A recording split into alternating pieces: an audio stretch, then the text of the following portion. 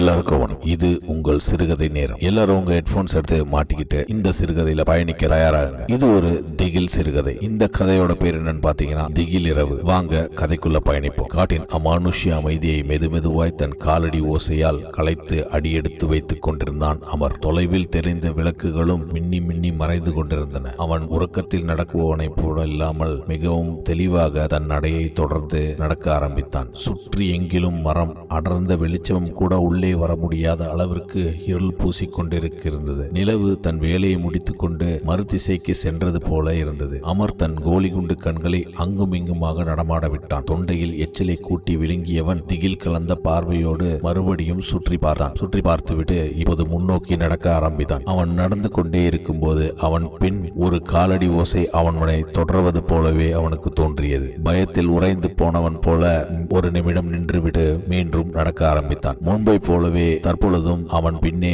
அந்த காலடி ஓசை மிகவும் தெளிவாக கேட்க ஆரம்பித்தது. இந்த முறை அமரின் இதயத்தில் பயம் மெதுமெதுவாக படர ஆரம்பித்தது. அவன் பல பேய் கதைகளை கேட்டிருக்கிறான். அந்த பேய் கதைகளில் வருவது போல பின்னால் இருந்து சதம் கேட்டால் யாருக்குத்தான் பயம் வராது? அமர் தன் மனதில் நினைத்து கொண்டான். 1000 தான் இருந்தாலும் அம்மாவின் நடுசாமத்துல போகாத கண்ணு, காத்து கருப்பு அண்டிரும் சாமி, காத்தால போய்க்கலாம் என்ற சொல்லை மீறி மதுரை வீரன் போல தான் தனியாக இந்த காட்டுக்குள் வந்தது தன்னுடைய புத்தி கெட்டத்தனம் என்று புலம்பிக் கொண்டிருந்தான். இப்பொழுது புலம்பி பிரயோஜனம் இல்லை என மனம் சத்தமிட வேறு வழி தேடி கண்கள் அலைப்பாய்ந்த நேரம் அவனின் செவி அருகில் அதிக சரத்துடன் அவன் கழுத்தை தீண்டியது அந்த மூச்சுக்காற்று. ஒரு நொடி கண்களை 4 மீட்டர் அகலம் பிரித்து அமர் மெதுவாய் தலையை மட்டும் திருப்பி பார்க்க கோரமாய் கத்திக்கொண்டே அவன் மீது பாய்ந்தது ஒரு திகில் உருவம். அம்மா என அலறிக்கொண்டே கீழே விழுந்த அமர் பதறிப்போய் கண்களை திறக்கவும் அவன் முன் இருந்த அந்த பயமுறுத்தும் முகம் எங்கோ காணாமல் போயிருந்தது. சில நொடிகள் வேர்த்து விறுவிறுத்து போயிருந்த அமரின் இதயம் 100 மீட்டர் வேகத்தில் செல்லும் இன்ஜினை போல் வேகம் எடுத்து துடிக்க கூட தொடங்கியது. அதை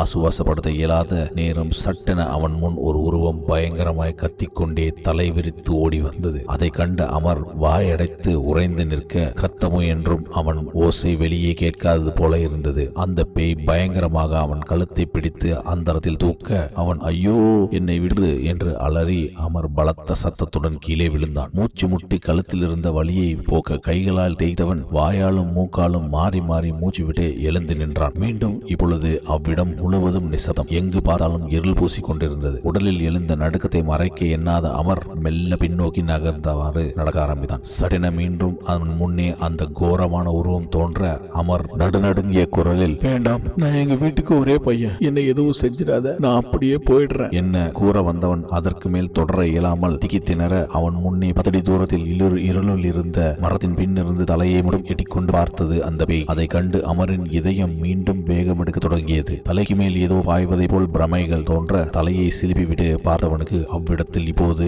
அந்த பேய் தெரியவில்லை. அமர் உலகத்தில் உள்ள அனைத்து தெய்வங்களிடமும் தன்னை காப்பாற்றிவிட வேண்டும் என்று விண்ணப்பத்தை போட்டான். இப்பொழுது கந்த சஷ்டி கவசத்தை முணுமுணுக்க தொடங்கி மெதுவாய் அங்கிருந்து நகர பார்க்க சரியாக அவன் முகம் மேலிருந்து ஏதோ ஒன்று தொப்புக்கென்று குதித்தது. மிரண்டு போன பின் நகர்ந்த அமர் அவன் முன் ஏதுவும் இல்லாததைக் கண்டு கைகளை தயங்கி நீட்டி ஏதோ கண் தெரியாதவனை போல தேடி பார்க்க ஆரம்பித்தான். 2 நிமிடங்களுக்கு பிறகு ஒன்றும் அகப்படாத அவனின் கரத்தில் திடீரென்ற ஏதோ ஒரு பொருள் சிக்கியது. வளவளவென்று கொழுவளவென்றும் எதையோ ஊற்றியதை போல் இருக்க என்னடா இது என கண்களை திறந்து பார்க்க அமருக்கு பேரதிர்ச்சி காத்துக் கொண்டிருந்தது. அவன் கையில் பாதி வெட்டப்பட்ட ஒரு கை, அதில் அணிந்திருந்த பழைய மாடல் கடிகாரத்தின் மீது ரதம் பாயாத இருப்பதை கண்டு அந்த காடே அதிரும் அளருக்கு அலறிக்கொண்டே அதை அப்படியே போட்டுவிட்டு ஓடம் பிடித்தான் அமர். அவன் ஓட ஆரம்பிக்கும் போதே திடீரென ஒரு பயங்கரமான பேய் அவன் முதுகில் ஏறி அமர அதில் கத்திக்கொண்டே கீழே விழுந்தான் அமர். டேய் அமர், எந்திரிடா என யாரோ முகத்தில் சட்டென்று தண்ணீரை தெளிக்க கண்களை பட்டென்று திறந்த அமர் அவன் முன் அவனின் அம்மா